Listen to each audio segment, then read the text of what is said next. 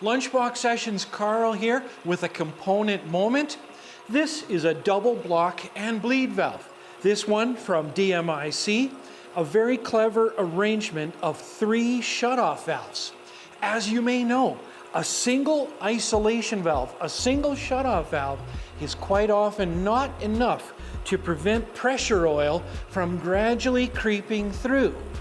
If we have, say, a section of our machinery that we don't wish to have active for a while, and maybe it would be unsafe or damaging if even a little bit of pressure oil makes it through for a partial rotation on that hydraulic motor shaft, to isolate that section of the hydraulics from any type of pressure oil making it through, we've got an ideal solution.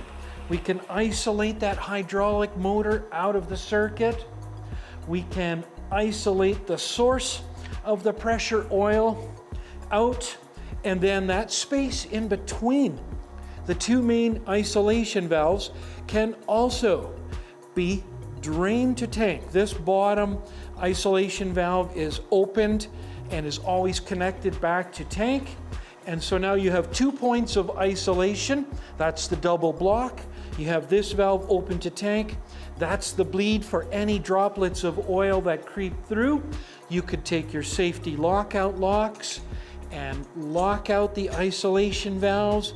We could choose to lock open the bleed down valve, and that's a useful and clever arrangement. Link in the description below. We've all got complex work to do. Let this component moment lend a hand.